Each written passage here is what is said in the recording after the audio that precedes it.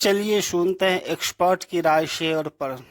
Cap और थोड़ा सा स्मॉल कैप की तरफ आऊँगा आपके पास, लेकिन इससे पहले एक चीज़ और मैं समझना चाहता हूँ सर, थोड़ा फंडामेंटली और चीज़ें आपसे मौका कभी कभार मिलता है सर सीखने का, यहाँ पे जानने का चीज़ों को लेकर।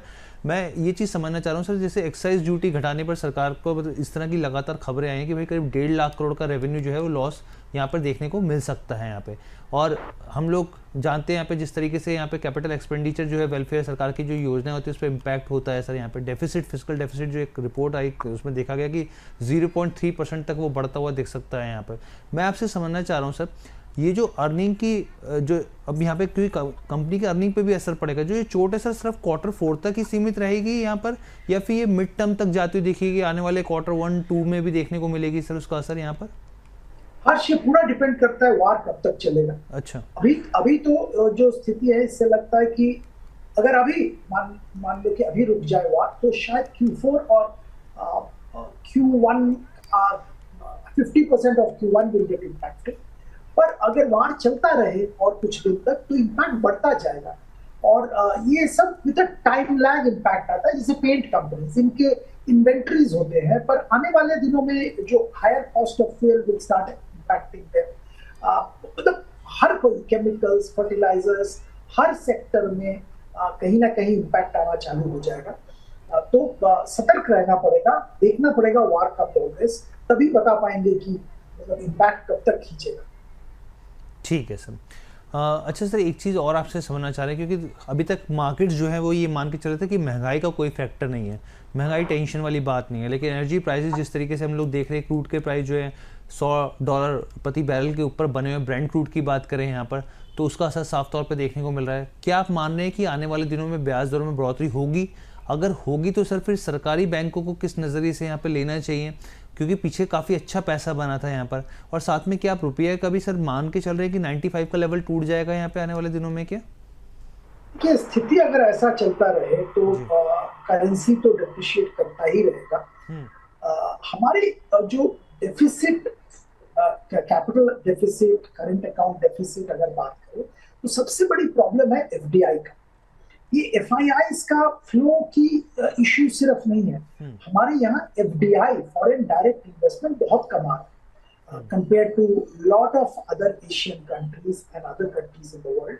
हमारे यहाँ एफडीआई अनफॉर्चुनेटली अभी भी मतलब ब्यूरोक्रेटिक डिलेज बहुत जबरदस्त होता है। एक एग्जाम्पल के तौर पे बताऊंगा, फाइनेंशियल सर्विसेज क्षेत्र, जिस क्षेत्र में हम लोग काम करते हैं, अभी पिछले दिनों में कुछ एफडीआईज का ऐलान किया गया था। Shriram finance, RBL bank, Sammaan capital, ऐसे कुछ कंपनीज में जो दिग्गज ग्लोबली मतलब marquee names, they wanted to invest in these companies. अब इसमें भी इतना टाइम हम लोगों को अप्रूवल देने में लगता है कि लोग, सामने वाले जो इन्वेस्ट करने वाले हैं, वो थक जाते हैं। मतलब हम इन्वेस्ट करना चाहते हैं, हम वर्ल्ड बैंक, हम इंटरनेशनल फाइनेंशियल कॉर्पोरेशन है, हम ब्लैकस्टोन है, हम एक ग्लोबली एस्टैब्लिश्ड बैंक है, ये अप्रूवल के लिए भी मतलब amount of time required, amount of bureaucratic paperwork required is amazing, and this actually hinders foreign direct investment in a big way. तो ये फॉरेन डायरेक्ट इन्वेस्टमेंट को लाना बहुत जरूरी है हमारा फिस्कल बैलेंस मेंटेन करने के लिए, और मुझे लगता है सरकार की तरफ से इस पे काम करना चाहिए और बहुत बहुत जबरदस्त काम होना चाहिए। एक्चुअली जैसे कहा जाता है, बहुत सारे कंट्रीज में होता भी है, रेड कारपेट उनके लिए, जो फॉरेन इन्वेस्टर्स हैं, जो निवेश करना चाहते हैं कंट्री में, उनके लिए रेड कारपेट बिछाना चाहिए। जो कैपिटल मार्केट में निवेश करते हैं एफआईआईज, वो तो आएंगे, अपॉर्चुनिटी मिलेगा, आएंगे। मैंने आपको वो कैलकुलेशन दिखाया कि ये हो रहा है तो वो नहीं आ रहा है, अगर कैलकुलेशन इंप्रूव हो जाएगा तो वो आएंगे। वो तो ट्रेडर्स हैं, वो ट्रेडर इन्वेस्टर हैं। पर जो निवेशक, जो फैक्ट्री लगा रहे हैं, जो कंपनी में निवेश कर रहे हैं, परमानेंटली आ रहे हैं, कैपिटल डाल रहे हैं, उनके लिए तो रेड कारपेट होना चाहिए ना। तो वो नहीं हो रहा है हमारे यहाँ, और अनफॉर्चुनेटली ये एक बहुत बड़ी मतलब शॉर्टकमिंग है हमारे जो गवर्नेंस स्ट्रक्चर का। इसके कारण हमारे यहाँ एफडीआई बहुत कम आ रहा है, उसको बढ़ाना पड़ेगा, उसमें रेड कारपेट आपको बिछाना पड़ेगा उसके लिए, तभी आपका करंट जो फिस्कल डेफिसिट सही मायने में कंट्रोल में आएगा और करेंसी भी मजबूत हो। ठीक है सर, बहुत इंपॉर्टेंट पॉइंट रखा सर आपने यहाँ पर, और ये चीज़ समझनी चाहिए। अगर हमारे इस इंटरव्यू के ज़रिए अगर मैसेज कन्वे हो सके तो बहुत अच्छी बात है यहाँ पर, और उसका असर ज़रूर दिखे यहाँ पर। सर एक और चीज़ मैं आपसे समझना चाहता था, क्योंकि आपने कुछ इंपॉर्टेंट स्टॉक्स के बारे में बताया यहाँ पर, जो आपकी तरफ से यहाँ पर राय है कि भाई ये ऐसे में एक्यूमुलेशन का मौका है। सर कुछ मैं मिड कैप और स्मॉल कैप की स्थिति भी दिखाना चाह रहा था एक बार, क्योंकि बहुत सारे स्टॉक्स हैं सर, वो भी जो अच्छे अच्छे स्टॉक्स हैं मिड कैप में भी, वहाँ पे भी सर काफ़ी पिटाई हुई। करीब डिक्सन जैसे शेयर भी सर काफ़ी ज़्यादा पिटे हैं यहाँ पर, करीब 40% से ज़्यादा की गिरावट है। सुज़लॉन की तो हम लोग बात ही सर लगातार करते आए हैं यहाँ पर, तो उसके तो लगातार काफ़ी गिरावट है, रिटेल का काफ़ी ज़्यादा हिस्सेदारी है। कोफोर जैसे शेयर्स में, जुबिलेंट फूड्स है, इसके अलावा भी सर बहुत सारे जो स्टॉक है, SBI कार्ड्स जैसे हैं, तो बहुत सारे ऐसे स्टॉक्स हैं सर ये निफ्टी मिड कैप के हो गए। अगर स्मॉल कैप की तरफ भी बढ़े यहाँ पर, अगर आप पहला स्टॉक को भी हम लोग छोड़ दें आर पावर को, क्योंकि उसमें कुछ और बहुत तरह की चीज़ें हैं, उसमें हम नहीं जाते हैं यहाँ पर, लेकिन सर न्यूजन सॉफ्टवेयर जो सॉफ्टवेयर कंपनीज स्टॉक्स है, या 5 स्टार है, आइनॉक्स विंड जैसे स्टॉक्स हैं, सर आपका रुझान कहीं है यहाँ पर कि भाई मिड कैप और स्मॉल कैप में भी है यहाँ पे मौके? और खासतौर पे जो मैं वही आपसे शुरुआत में पूछना ही चाह रहा था कि सर स्मॉल कैप को लेके इस तरह की खबरें हैं, रिपोर्ट्स चल रही हैं कि भाई मार्च में जो इन्फ्लो है वो काफ़ी अच्छा आ सकता है, क्योंकि बाजार में गिरावट में एक मौके के तौर पर निवेशकों ने पैसा जो है वो झोंका है स्मॉल कैप में। आपकी तरफ से सर क्या प्रतिक्रिया रहेगी इस पर? देखिए, अपॉर्चुनिटी जरूर है, और ये गिरावट में अपॉर्चुनिटी जरूर बना है। और SIP स्मॉल कैप में कितना आएगा ये तो म्यूचुअल फंड वाले ही बता पाएंगे, क्योंकि वो काम कर रहे हैं। मैं तो जब नंबर बाहर आएगा तभी उस पर कमेंट कर पाऊंगा। पर मैं एक चीज जरूर कहना चाहूंगा कि अपॉर्चुनिटी बहुत है। आपने कुछ शेयर्स के जिक्र किए हैं, पर इसके अलावा भी कंज्यूमर ड्यूरेबल क्षेत्र का एक कंपनी का मैं जिक्र जरूर करूंगा, यूरेका फोर्स। देखिए, अपने क्षेत्र में दिग्गज प्लेयर है, वाटर प्यूरिफायर, एयर प्यूरिफायर और वैक्यूम क्लीनर, ये 3 क्षेत्र में इनका बहुत अच्छा पकड़ है, लीडर है, मार्केट लीडर है। और ये तीनों क्षेत्र में अगर आप देखेंगे बहुत ही इंपॉर्टेंस इनको मिल रहा है आजकल। ओवरऑल एनवायरमेंटल रीजन से, हेल्थ रीजन से बहुत इंपॉर्टेंस मिल रहा है। मैनेजमेंट चेंज होने के बाद एफिशिएंसी बहुत बड़ा है, और मैं मानता हूँ कि यहाँ पे थोड़ा बहुत करेक्शन भी हुआ है इस वार के चक्कर में, तो यहाँ पे मुझे तो लगता है जरूर खरीदारी करनी चाहिए लंबी अवधि के लिए। ठीक है। IT क्षेत्र के जो दिग्गज कंपनीज हैं, उसके अलावा भी जो mid cap small cap companies हैं, वहाँ पे कोफोर्ज हमारा पसंदीदा शेयर है। AI के जरिए जो डिसरप्शन हो रहा है उसमें बहुत सारे कंपनीज अफेक्ट हो रहे हैं, पर कोफोर्ज एक ऐसा कंपनी है जिन्होंने एक बहुत बड़ा company AI related company acquire भी किया है, और खुद भी AI रिलेटेड सर्विसेज में अच्छी तरह से घुस गए हैं। तो मुझे लगता है कोफोर्ज वैल्यूएशन के लिहाज से भी अट्रैक्टिव है, तो मुझे लगता है लंबी अवधि के लिए कोफोर्ज में भी खरीदारी की जा सकती है। ये डिक्सन, कीन्स और ये सारे EMS कंपनीज जो है, गिरावट तो जबरदस्त हुआ है, और कुछ हद तक होना भी चाहिए था, क्योंकि इनके वैल्यूएशन बहुत अनरियलिस्टिक लेवल पे था। पर 30-40% ग्रोथ CAGR पॉसिबल है यहाँ पे। और ये जो प्रेस नोट 3 सरकार की तरफ से रिलैक्स करने की बात चल रही है, कुछ हद तक किया भी है, उसके जरिए जो चाइनीज जो बड़े मैन्युफैक्चरर्स हैं उनके साथ टाई अप, उनके साथ पार्टनरशिप पॉसिबल हो रहा है। और ये फैसिलिटेट सरकार की तरफ से अगर किया गया है, तो डिक्सन जिन्होंने ऑलरेडी एक पार्टनरशिप अनाउंस कर लिया है, विवो के साथ इनका अप्रूवल के लिए पड़ा हुआ है जो पार्टनरशिप प्रपोजल, अगर ऐसे अप्रूवल्स इन लोगों को मिलते रहे तो मुझे लगता है यहाँ पे एक अपॉर्चुनिटी बन रहा है लंबी अवधि के लिए डिक्सन जैसे कंपनीज में। ठीक है सर, तो सर ने तो पूरा पोर्टफोलियो एक तरीके से तैयार करवा दिया हमारे दर्शकों का सर। इसमें सारे स्टॉक्स जो इम्पोर्टेंट आपको लगते हैं, यहाँ पे यूरोका फॉर्ब्स हो गया, कोफोर्ज हो गया, रिलायंस हो गया, यहाँ पे SBI हो गया, LNT हो गया, तमाम स्टॉक्स आपने बता दिए सर। तो इसमें सिप करके भी मौका हो सकता है, यहाँ पे सिप भी की जा सकती है बीच बीच में यहाँ पे? बिल्कुल बिल्कुल की जा सकती है। और मैं तो ये कहूँगा कि मान लीजिए किसी ने हमारे ये शो देख लिया और उसके बाद तुरंत जाके मतलब मंडे मॉर्निंग ये सब खरीदने की जरूरत नहीं है, आप थोड़ा थोड़ा करके खरीदिए। क्योंकि जैसे मैं बार बार कह रहा हूँ, वेस्ट एशिया का वार रिलेटेड जो अनसर्टेनिटी, वोलेटिलिटी, प्राइस करेक्शन, उसमें कोई कमेंट नहीं कर पाएगा। कोई भी विशेषज्ञ, कोई भी विश्लेषक आप ले आइए, वो जो भी होगा एक गेसवर्क ही हो।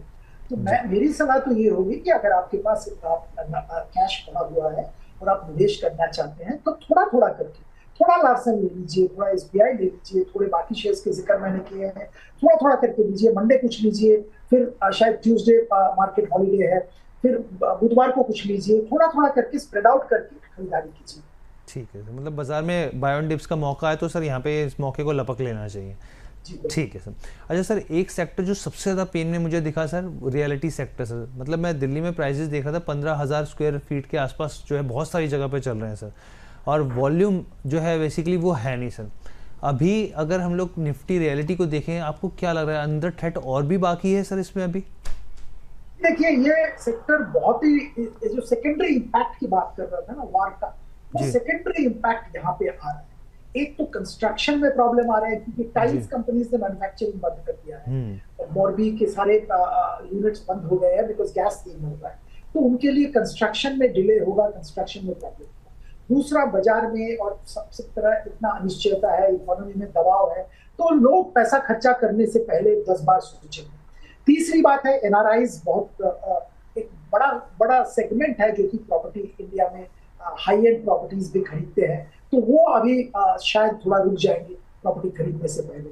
तो ये सारे जो इश्यूज हैं, ये रियल एस्टेट सेक्टर को दबाव में रखेगा, और ये कुछ देर तक ये दबाव चलेगा। और जब तक वार का स्थिति क्लियर नहीं होता है, तब तक मुझे लगता है कि रियल एस्टेट सेक्टर से दूर रहना चाहिए। पर अब रही बात की आपके पोर्टफोलियो बनाने की, कोई अच्छा रियल एस्टेट कंपनी, जैसे मैं डीएलएफ का जिक्र करना चाहूंगा। डीएलएफ लैंड बैंक, इतना जबरदस्त लैंड बैंक है इनके पास कि अगला 20-30 साल वो लैंड बैंक यूज करके they will be able to definitely do well. अब ऐसा हो सकता है कि एक साल परफॉर्मेंस अच्छा नहीं होगा, दबाव रहेगा, पर आने वाले दिनों में अगर आपने लंबा व्यू लिया है तो डिप का अपॉर्चुनिटी देख के डीएलएफ में जरूर खरीदारी कर सकते हैं। सिमिलरली और भी रियल एस्टेट कंपनीज हैं जिनके पास स्ट्रॉन्ग मैनेजमेंट है, लैंड बैंक है, बैलेंस शीट अच्छा है, वहां पे सिमिलर स्ट्रेटजी ले सकते हैं। पर ये कभी भी एक्सपेक्ट मत करना कि बहुत जल्दी कुछ बहुत बड़ा रिकवरी होने वाला है। ठीक है सर, ये आपने क्लैरिटी दी सर। ऐसे जैसे आपने बड़ी अच्छी चीज़ बताई यहाँ पे कि डीएलएफ जैसे शेयर की तरफ जो आपने पूरा अपना नजरिया रखा, लेकिन सर आपके रडार पे क्या कुछ और भी ऐसे स्टॉक हैं जो आपको लगता है कि अभी भी भाई फ्रॉथ यहाँ पर बाकी है, कम से कम यहाँ से तो दूरी बना के रखी जाए, या फिर सेक्टर्स हैं कुछ ऐसे और सर?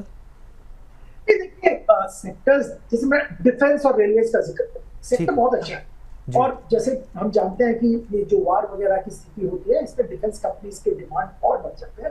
पर अनफॉर्चुनेटली यहाँ पे जो डिफेंस कंपनीज हैं, पर्टिकुलरली गिने चुने जो सरकारी डिफेंस कंपनीज हैं, वहाँ पे वैल्यूएशन एक लेवल पे, अनरियलिस्टिक लेवल पे कामकाज कर रहा है कि अभी भी रिकमेंड करने के लिए मैं थोड़ा हिचकिचाता हूँ। मुझे नहीं लगता है कि इस वैल्यूएशन पे वहाँ पे एंट्री लेना चाहिए। सिमिलर सिचुएशन ये सारे रेलवे कंपनीज के लिए भी है, तो यहाँ पे भी मतलब कंपनीज ठीक है, बिजनेस अच्छा है, आने वाले दिनों में बिजनेस और बढ़ेगा, पर वैल्यूएशन ठीक नहीं है, तो यहाँ पे अभी भी मुझे लगता है थोड़ा। ठीक है, तो सर एक चीज़ जैसे आपने यहाँ पे बॉन्ड बात की, सर रेलवे शेयर्स में क्या किया जाए? डिफेंस में तो सर ये थ्योरी कही जाती है कि भाई जिस तरीके से जियो पॉलिटिकल इशू कंसर्न जो होते हैं वो लगातार पैदा होते हैं, तो ऐसे में इन कंपनियों की डिमांड खत्म नहीं होगी। लेकिन सर रेलवे की स्थिति ठीक है, सरकार का बहुत मेजर यहाँ पे पोर्शन होता है, इससे सरकार जो है काफ़ी एग्रेसिवली बढ़ रही है यहाँ पे तमाम चीज़ों को लेके, लेकिन अभी भी सर अगर मैं रिजल्ट्स भी देखूँ पिछले क्वार्टर के भी, तो बहुत ज़्यादा सर निराशाजनक रहे हैं यहाँ पर। जिन लोगों ने बड़े ऊपर भाव में खरीदे हैं और आज स्टॉक 45% नीचे आ गए हैं सर, उनको क्या करना चाहिए? क्या उनको नुकसान से अब जो है थोड़ा जो कहते हैं दिल मजबूत करके निकल जाना चाहिए यहाँ पर? मैंने ये पैसे पहले ही आपको बता रहा था मैं कि देखिए, आपने अगर गलत वैल्यूएशन पे कोई शेयर ले लिया तो वहां से एक बार दिल थाम के निकल जाना चाहिए। अब मैं ये जरूर कहूंगा कि मंडे मॉर्निंग मार्केट की यही स्थिति है, मार्केट गिर रहा है, इस माहौल में मत निकलिए। आपने लिया है, अभी थोड़ा रुकिए, एक बार मार्केट थोड़ा रिकवर करे, मार्केट जरूर रिकवर करेगा। जब मार्केट एक नॉर्मल लेवल पे कामकाज करेगा तब आप अपॉर्चुनिटी देख के एग्जिट करिए, क्योंकि मुझे नहीं लगता है कि वो वैल्यूएशन आने की संभावना बहुत जल्दी है। ये अनरियलिस्टिक मल्टीपल है। एक क्या हो रहा था हर्ष कि इनको ऑर्डर्स मिल रहे थे, और जैसे जैसे ऑर्डर मिल रहा था वैल्यूएशन ऊपर जा रहा था। अब ऑर्डर मिलना और उसको एग्जीक्यूट करके balance sheet profit and loss में उसका रिफ्लेक्शन लाना एक बहुत लंबा वक्त है, और वैसे भी एफिशिएंसी लेके बहुत सारे क्वेश्चन मार्क है, परफॉर्मेंस लेके क्वेश्चन मार्क्स है इन कंपनीज का। मैं ये नहीं कह रहा हूँ कि ये कामकाज नहीं कर पाएंगे, जरूर कर पाएंगे, पर जो वैल्यूएशन में आज कामकाज कर रहे हैं वो वैल्यूएशन अनरियलिस्टिक है। बात सिर्फ ये है। तो अगर आपने वो वैल्यूएशन पे शेयर खरीदा है या इसके ऊपर वाले वैल्यूएशन में शेयर खरीदा है, तो मुझे लगता है कि अपॉर्चुनिटी देख के एग्जिट ले लीजिए और किसी क्षेत्र में जिनका हमें जिक्र कर रहे थे हम लोग, वहां पे निवेश करें।